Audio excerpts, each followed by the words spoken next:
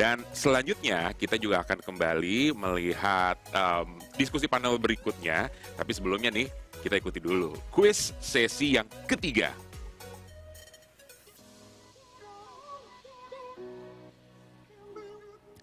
Oke, untuk kuis sesi ketiga, sama seperti sesi pertama dan sesi kedua, saya punya 3 pertanyaan dengan pilihan ganda, dan Anda bisa ikut menjawab pilihan ganda tersebut dengan mengetik jawabannya di kolom chatbox Kaskus TV. Nantinya untuk 5 peserta yang menjawab semua pertanyaan dengan benar, akan ada mini trofi Citra Pariwara 2020 yang dapat diambil di kantor sekretariat P3I DKI Jakarta. Jadi saya ulang lagi rules-nya untuk kuis sesi ketiga, sama seperti sesi 1, sesi 2. Ketika saya memberikan pertanyaan pertama, silakan Anda jawab di kolom chatbox Kaskus TV, A, B, atau C. Tapi setelah itu jangan dulu tekan enter, karena saya akan memberikan pertanyaan kedua. Sama juga Anda silakan jawab A, B, atau C, lalu pertanyaan ketiga juga begitu. Dan setelah selesai pertanyaan ketiga, saya akan countdown 3, 2, 1, baru Anda tekan enter, gitu. Cukup jelas ya? Oke, ini dia untuk pertanyaan kuis sesi ketiga. Pertanyaan pertama, pembicara seminar tahun ini live dari berapa benua? Apakah A, 5 benua, B, 4 benua, atau C, 3 benua? Silakan dijawab di kolom chatbox Kaskus TV, tapi jangan dulu tekan enter, cukup tekan atau ketik A, B, atau C. Alright, pertanyaan berikutnya, apa warna piala bagi pemenang kuis ini? A, merah, kuning, hijau, B, pink, ungu, toska, atau C, mustard, biru, ungu. Silakan jawab A, B, atau C.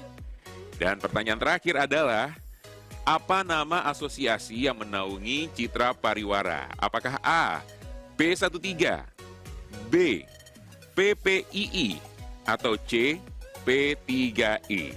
Silakan jawab A, B, atau C. Oke, 3 pertanyaan sudah dijawab. Kalau begitu saya akan hitung mundur. 3, 2, 1, tekan enter sekarang. Alright, semoga nanti saat diumumkan nama kamu yang keluar sebagai pemenang untuk mendapatkan mini trofi Citra Pariwara 2020. Sekali lagi terima kasih kepada para peserta yang telah mengikuti kuis sesi ketiga sekaligus sesi terakhir. Dan ini dia nih jawabannya. Pertanyaan pertama, pembicara seminar tahun ini live dari berapa benua? Jawabannya B, 4 benua. Apa warna piala bagi pemenang kuis hari ini? B, pink, ungu, toska. Itu dia jawabannya. Dan pertanyaan terakhir, apa nama asosiasi yang menaungi Citra Pariwara? Ini paling gampang ya. C jawabannya, P3E. Oke, sesaat lagi kita akan mengikuti sesi berikutnya. So, tetap di Seminar Citra Pariwara 2020.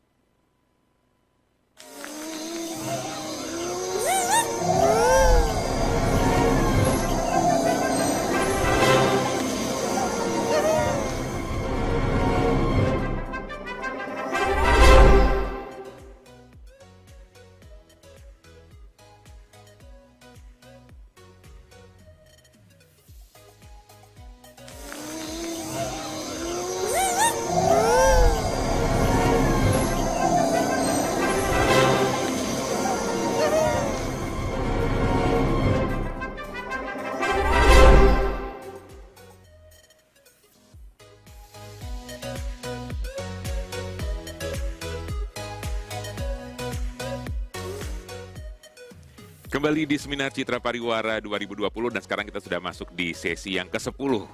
Nah, untuk Anda yang pernah atau bahkan mungkin sekarang masih menjadi anak rantau, Anda pasti bisa relate banget nih sama topik yang akan kita bahas kali ini. Karena topiknya literally anak rantau. Strive and Survive. Karena dua pembicara kita merupakan anak rantau yang merantau ke negeri orang. Ada yang ke New Zealand, ada juga ke Bangkok, Thailand. Siapa aja mereka? Mari kita berkenalan dan akan langsung diperkenalkan oleh moderator kita sore hari ini, oleh Mas Syafiq yang akan berkenalan dengan dua pembicara kita kali ini. Silakan Mas Syafiq.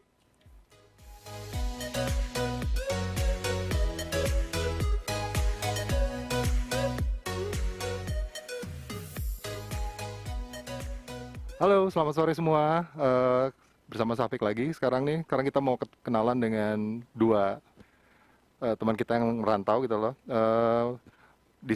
Dari satu Dewi Pradana, dia Client Success Manager of Rich Local Australia, New Zealand. Dia tuh meninggalkan Jakarta 4 tahun yang lalu setelah menghabiskan waktu bertahun-tahun bekerja sebagai account director di Ogilvy Law dan sebagai general manager dari Arcade. Dan dia mulai kembali kehidupan baru di New Zealand, merangkak mulai dari nol. Dan nanti kita dengar ceritanya seperti apa. Saat ini dia bekerja sebagai Client Success Manager di Rich Local Australia, New Zealand. Sebuah agen pemasaran digital mengelola lebih dari 50 klien UMKM untuk wilayah New South Wales sendiri. Memiliki peran sebagai spesialis PPC yang mungkin nanti diterangkan oleh Kak Dewi sendiri yang mencakup manajemen akun, kinerja kampanye, dan retensi klien. Dan kita juga terhubung dengan teman kita dari Bangkok, Irvin Priscilla, lulus dengan gelar BA dalam desain komunikasi visual, tetapi kecintaannya pada kata-kata membantunya mendapatkan pekerjaan sebagai copywriter di Leo Burnett Indonesia, di mana karirnya di bidang periklanan dimulai setelah bekerja selama 2 tahun di industri ini. Ia memenangkan penghargaan pertamanya untuk HKOD Indonesia. Pada tahun 2018, dengan perubahan pesat yang terjadi saat itu, Irvin ikut mendirikan TGT Creative Lab yang tujuannya untuk bereksperimen dengan teknologi, untuk berkolaborasi dengan orang berbakat dari berbagai latar belakang untuk menciptakan solusi yang berhasil hari ini dan juga masa depan. Halo, selamat sore Irvin, Kak Dewi. Halo. Halo, apa kabar? Wih, apa kabar? Sehat-sehat semua? Udah malam di sana. Sehat-sehat, Mas Syafiq. Kak Dewi di sana jam berapa nih? Almost Halo. hampir jam 10 malam. Woi, Udah malam. sip. Oke, kita akan bicara lebih jauh gitu loh. Mungkin kita langsung masuk ke slide-nya kali ya. Nah, pertanyaan pertama, sebenarnya thank you nih udah nyiapin slide yang menurut saya menarik banget. Kenapa sih pengen keluar dari Indonesia gitu? Mungkin dari Kak Dewi dulu, coba. Oke, ini Next. mungkin agak Slide-nya selanjutnya. personal reasons-nya. Karena waktu itu udah bertahun-tahun kalian kerja di agency, saya ngerasa working conditions saat itu udah nggak cocok lagi, udah nggak sesuai sama apa yang saya mauin. Terus juga saya nggak tahan sama traffic, karena menurut saya itu sangat bikin waktu saya jadi nggak efisien. Apalagi saya ibu, punya 2 anak, mau ketemu anak sama suami itu kayaknya susah banget gitu. Terus yang terakhir juga ini kendala, mungkin sama ya Mas Afif pernah ngerasain bayar SPP. Buat saya bayar SPP waktu itu saya ngerasa udah capek kerja, uangnya habis cuma buat bayarin sekolah anak, yang mana menurut saya education adalah basic needs gitu loh. Itu sih 3 kondisi itu yang bikin saya saya cari tempat yang lebih tenang gitu loh. Oke, sekarang kita dengar apa sih motivasi dari Irvin sendiri gitu loh, pengen pindah gitu loh dari Indonesia. Iya. Next Aku kan slide-nya. pindah waktu itu masih junior banget gitu ya, Mas Hafiz. Jadi pastinya karena masih junior, pengen banget kan, karena waktu masih junior tuh dari senior-senior banyak yang ngasih lihat, wah lihat nih kalau kerjaan-kerjaan dari luar negeri tuh keren-keren banget kayak gini. Dan salah satunya dari Singapura, dari Thailand yang deket aja dulu deh, nggak usah jauh-jauh gitu. Jadi aku pasti pertama pengen punya experience yang lebih gitu, yang nggak cuman experience dari negara sendiri gitu. Dan terus aku kan juga denger cerita-cerita orang yang, oh kalau di luar negeri tuh kayaknya lebih advance dari kita gitu, lebih advance dari di Indonesia.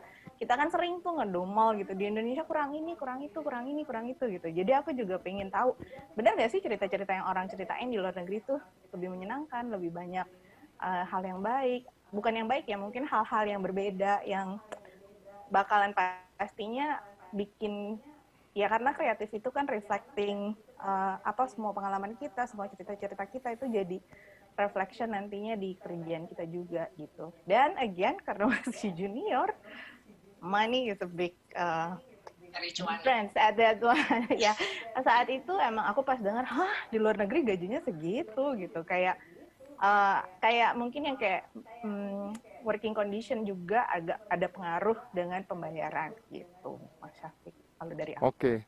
Jadi berapa tahun waktu pindah itu kamu udah pengalaman berapa tahun, Vin? Di Indonesia Kerja di ya, Jakarta? aku kerja udah sekitar dua setengah tahunan. 2,5. Cuman kalau dihitung masa kerja udah kayak 15 tahun ya, karena lemburnya sampai pagi lagi gitu ya. Kalau dihitung nggak pulang ya. Slide selanjutnya. Ya, gue berapa tahun dong kalau gitu. Berabad-abad.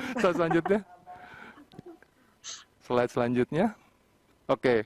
Nah, ini yang membuat semua orang penasaran. Tadi kan udah kebayang motivasinya. Terus ketika pindah, dapat nggak sih atau gimana sih kondisi di sana? Mungkin Dewi coba ceritain. Next, boleh. Mungkin kalau kondisi di New Zealand sendiri ya, bisa dibilang standar salary di sini rata-rata sama. Di posisi yang sama tuh range-nya tuh di sini nggak terlalu gede. Terus yang kedua, mungkin ini sebenarnya kayaknya mundur ya, harusnya maju. Yang pertama yang aku lihat nih di sini jam yang lebih manusiawi ya, masuk jam 9, pulang jam 5.30 and that's it. Terus orang juga kerjanya efisien, sangat efisien, saking efisiennya klien tuh jarang banget buka meeting gitu. Dulu waktu pegang FMCG meeting cuma seminggu sekali, sekarang bahkan sebulan sekali gitu. Dan dulu pada saat pegang FMCG di sini, pegang 10 klien, itu pas meeting tuh udah seminggu sekali dibarengin semua gitu, semua brand barengan. Dan kita pakai yang namanya Basecamp, yaitu kayak software untuk WIP. Jadi pas WIP tuh langsung dimasukin di Basecamp, langsung di-assign ke siapa, jadi ketahuan gitu next what gitu. Jadi nggak ada tuh waktu gue pulang ke kantor terus nulis yang namanya WIP notes itu, minutes meeting nggak ada. Terus udah gitu yang sangat gue benar-benar suka adalah family oriented. Ibaratnya anak misalnya harus antar anak latihan sepak bola itu sangat dibolehin gitu ya. Kayaknya anak-anak adalah prioritas. Bahkan pets kita juga priority. Terus employee well-being yang saya lihat, employee mental health itu amat sangat diperhatiin banget. Waktu lagi COVID sekarang tuh kita dapat counseling bisa sampai more than 6 times gitu dalam 1 tahun, lebih dari itu bahkan bisa dipakai. Banyak banget lah perksnya. Tapi jangan pikirin di New Zealand gajinya gede ya. Di sini gede ya karena living cost-nya juga mahal gitu. Jadi kalau mau cari duit mungkin di Indonesia atau di Asia lebih cocok gitu. Itu sih dari gue. Oh. Kalau Irvin sendiri gimana? Kalau aku kan ngelihatnya dulu tuh Mas waktu masih baru, kan I think semua orang yang kerja di industri saat ini gitu ya, tahulah Thailand lumayan maju gitu untuk advertising-nya ya, lumayan, maksudnya dia berani ngerjain yang aneh-aneh gitu. Nah, aku tuh juga tertarik sama hal-hal seperti itu, dan ternyata memang benar di sana itu, walaupun orang-orang bilang Thailand tuh mirip banget loh sama Indonesia, tapi sebenarnya ada banyak lah juga perbedaan-perbedaannya. Nah itu kan kalau yang aku bilang same but different, jadi emang kayak sebenarnya mirip tuh mirip banget culture kita, tapi juga sebenarnya lumayan berbeda. Karena yang aku lihat kayak misalnya di Thailand itu mungkin memang ada tuh tetap lah ya namanya kita harus begadang dan lain-lain, tapi mungkin lebih ada efisiensi pas jam kerja ya jam kerja gitu. Jadi kayak lebih culturally juga lebih produktif gitu. Nah terus kalau yang aku bilang anti jaim club tuh maksudnya gini, kayak mereka kan kesannya nggak jaim banget gitu ya kalau bikin iklan gitu, kayak ngaco, kayak aneh-aneh banget gitu, yang orang bisa ngakak-ngakak, orang bisa oh ini orang geblek banget bisa bikin kayak gini gitu. Tapi sebenarnya di balik itu prosesnya juga sangat serius, maksudnya prosesnya juga kayak sama klien dan segala macam tuh tetap ada gitu. Jadi aku belajar banyak kayak bahwa yang kita kan ngelihatnya iklannya kayak ngaco aja tuh gitu, ngomong aja apa aja, bercanda aja apa aja yang kita mau gitu. Padahal enggak, mereka lumayan serius dengan bercandaan itu hanya output aja, tapi insight dan lain-lainnya tuh tetap benar-benar ada di dalamnya gitu. Dan juga ada kayak culture Chinese kan, jadi kayak ya namanya klien pasti kan kadang-kadang kita pasti emosi juga tuh yang kayak kok udah dikasih ide dan solusi kok tetap aja maunya yang mereka suka sendiri lah, subjektif atau apa. Tapi memang ada culture Chinese itu yang emang nggak terlalu agresif ya maksudnya, jadi lebih ada peace juga di sini gitu. Kalau aku ngelihat dalam bekerja lebih ada kayak nggak terlalu ego dikedepanin gitu. Dan ya control chaos itu karena memang juga maksudnya memang kelihatannya Bangkok kan juga sama tuh, kalau orang datang ke Bangkok kayak juga rusuh juga sebenarnya, juga banyak hal-hal yang berantakan sana sini, tapi mungkin sebenarnya lebih ada sistematik juga di sini gitu. Jadi yang aku rasakan ada perbedaannya di situ karena aku dari Indonesia dan di Bangkok gitu. Ngerasa bedanya itu aja sih kalau di culturalnya di agency gitu. Sekarang kan kita tadi saya bacain ngelihat sekarang di mana gitu loh. Tetapi yang nggak tahu mungkin teman-teman di sini tuh kok bisa sampai ke sana ya?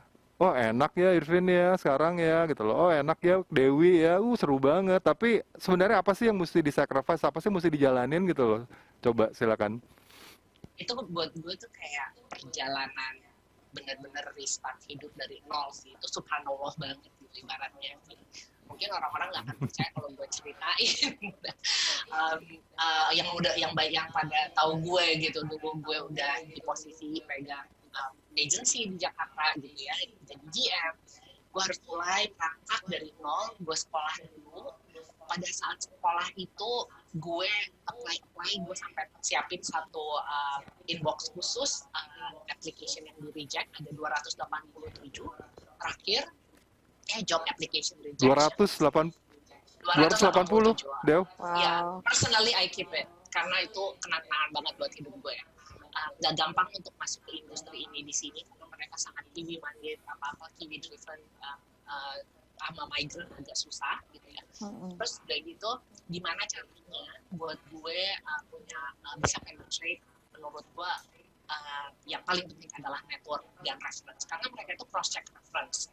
Kalau kita mau apply kerjaan dia akan tanya sama bos kita sebelumnya, benar-benar reference itu butuh banget. Jadi be good with your previous boss karena you will need it. Kalau lo nggak ada reference biasanya susah. Makanya gue masuk jadi magang, internship, karena dari situ gue dikit-dikit penetrasi lah, cari network.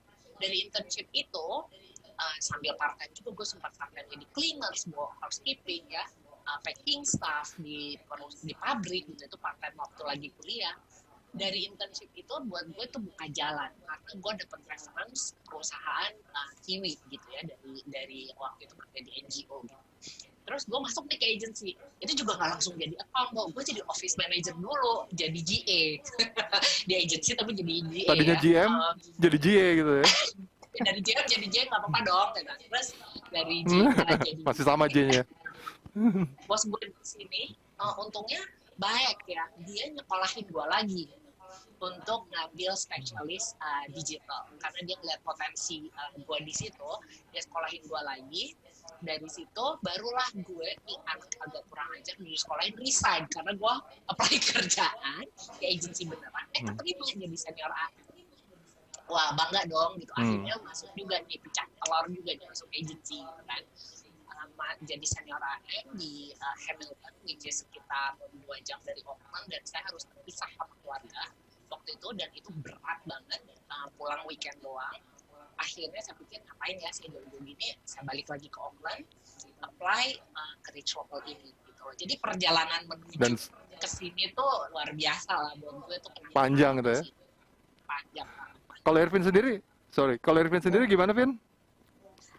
Ya, kalau aku tadi juga, aku kira aku udah nge-apply banyak banget, ternyata Mbak Dewi lebih gila lagi apply-nya. Pin baru 2 digit sih. Iya, jadi kalau aku waktu itu karena kan masih junior ya untuk kerja keluar, apalagi aku juga bukan lulusan luar negeri, jadi itu sangat susah memang.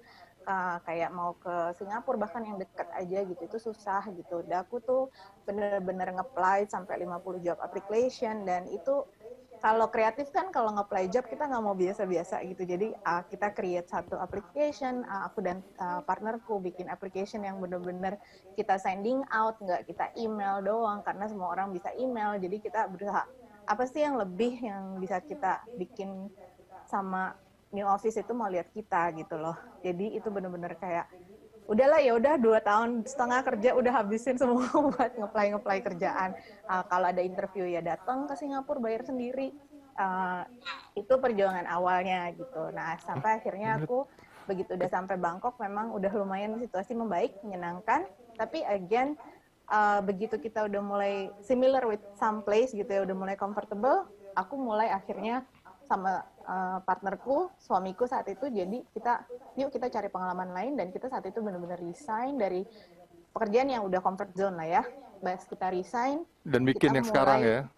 Freelance ya, kita freelancing, bahkan waktu itu freelancing dulu, kemudian balik ke Bangkok, baru akhirnya kita oke, let's do it, karena emang kondisi situasi juga udah mulai berubah dan kita juga udah lebih percaya diri sama judgement kita untuk pekerjaan ini gitu. Baru deh akhirnya kita buka. Mungkin ini yang mungkin ini yang ditunggu-tunggu teman-teman nih. Apa yang terjadi di sana menghadapi situasi sekarang nih, terutama di tengah Covid. Mungkin Dewi dulu sebentar, baru habis itu ke Irvin. Apa sih yang industri ini? Oke, sebelum ke industri mungkin kita harus lihat overall as a country kali ya. New Zealand mungkin successfully weather this COVID strong because of orang-orangnya nurut gitu untuk lockdown dan government support pada saat lockdown dengan wage subsidy. Jadi semua company bisa apply untuk itu. So government contributed sekitar $585 every week ke gaji kita, sisanya dari company. Terus untuk yang kehilangan pekerjaan ada income relief payment ya yang pada kena PHK, dan dari industri sendiri itu ada yang namanya Industri Bersatu COVID-19 Agency Network Support. Di sini yang gue lihat sinerginya bagus banget karena resources cross-selling talent itu terjadi. Jadi banyak agensi yang gue nggak melakukan ini bisa ke agensi lo kerjain. Gue punya art director bagus nih baru di PHK, ada yang butuh nggak? Itu tuh cepet banget terjalinnya. Jadi ibaratnya satu persatu tolongin, tetapi itu antar agensi gitu. Jadi mereka collab, mereka saling bantu. Udah nggak tahu lagi sih berapa banyak yang bantu gitu ya antar agensi. Terus udah gitu local business sendiri. Local business di sini ada inisiatif seseorang inisiatif bikin namanya sosbusiness.com. Jadi pada saat kita lockdown, lo boleh beli voucher di your local favorite coffee shop, for example, dan nanti di-redeem pada saat ada club lockdown. Jadi kan mereka harus tutup tuh, terutama hospitality ya, atau yang berhubungan dengan service. Kita support mereka pada saat mereka tutup. Nanti kita redeem pada saat buka. Dan ada lagi agency namanya Stanley Street, di sini dia yang mengusung campaign Shop Local yang sekarang disupport sama pemerintah, sama Menteri Keindustrian untuk ngejalanin Shop Local campaign. Gitu. Oke, kalau Irvin gimana, Vin, di Bangkok? Ya, aku mau play dulu ya video. สวัสดีครับพบใครครับพบคุณมานพครับแลกบัตรครับไม่ทราบว่าพบใครคะพบคุณมานพครับเดินตรงไปและซ้ายมือเลยค่ะรับกาแฟไหมคะกำลังอุ่นๆเลยค่ะ เพิ่งเปิดบริษัทก็อย่างเงี้ย สวัสดีค่ะคุณเอกสิทธิ์หรือเปล่าคะ ต้องขยัน ด้านในเลยค่ะ ทำทุกอย่างเลย อ้าวเอกสิทธิ์ผมมานพครับเชิญครับเชิญ เราสนับสนุนคนขยันกาแฟกระป๋อง Black Up Ya, jadi aku kan karena kita masih small business dan kita ngelihat juga banyak banget sebenarnya small business lain juga yang kita kayak kurang lah kerjaan di masa COVID ini kan Mas gitu, karena ya klien juga mundur, klien juga nggak jadi maju, atau apalagi kalau klien-kliennya di bidang F&B, hospitality, itu kan benar-benar susah gitu. Jadi dari situ kita punya independent agency satu sama lain, kita bikin network nih gitu. Kita bikin network, kita bilangnya micro independent agency network, yaitu ada Bitnik yang ada di Malaysia, ada di Singapura, ada beberapa agensi lain juga.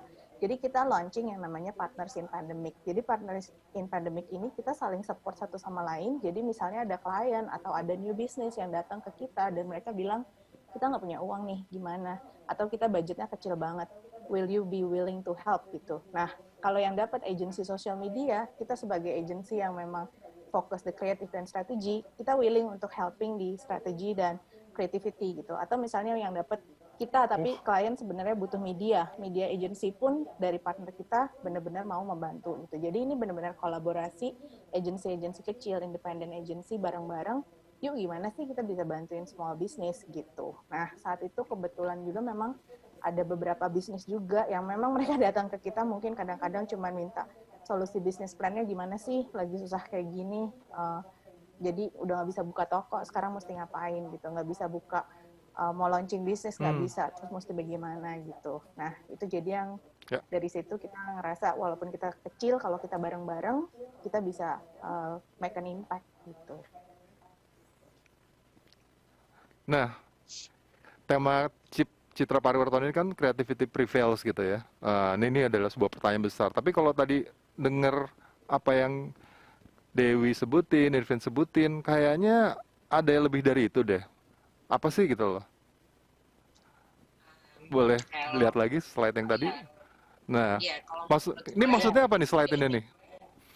Ya karena menurut kita sih ngerasa creativity prevails itu nggak cukup gitu, kreatif doang. Kita tuh butuh banget collab sama agency, dan tadi bersatu kita teguh tuh jangan cuma lip service gitu loh. You really do it. Gitu. Just reach out when you can, then just reach out. You know, nggak usah gengsi gitu. Aduh, pengen nih nge-reach out agency lain atau untuk minta service apa, jangan kerja sendiri gitu. Itu sih yang kita rasa kalau mau berhasil pada saat pandemik ini, collab dan agile. Karena banyak sekali perubahan ya nggak sih, mungkin Irvin juga ngerasain kan, banyak sekali perubahan cara kita kerja, working condition kita juga harus adapt gitu loh sama suatu baru, kondisi baru gitu. Jadi betul. Ya collab, ya bersatu kita teguh tuh jangan cuma di mulut doang. Iya benar, di masa-masa kayak gini memang kerasa banget pentingnya kolaborasi, Mas, dan being agile itu maksudnya, karena kita nggak bisa karena bagusnya dari situasi COVID ini kita benar-benar dipaksa kan untuk kayak cari jalan keluar, karena memang seluruh dunia ngalamin, jadi kita nggak sendirian gitu. Jadi gimana kita being agile and how do we support each other through collaboration untuk tetap menjaga industri kreatif kita ini gitu, tetap bisa maju. Kayak misalnya gini kali Fit, kalau misalnya ada pitching gitu, ada bagian yang kita nggak bisa, kenapa work together sama ada partners yang bisa contribute gitu loh. Itu something yang double-nya nggak pernah. Betul. Iya, daripada benar banget Mbak Dewi. Daripada sama-sama nggak dapet klien nih berebutan, ikan-ikan kecil berebutan, kalau kita bareng-bareng jadi hiu bareng gitu kan, klien juga ngelihat kita, oh oke, you guys can do it gitu. Bener. Wah, seru banget nih tadi.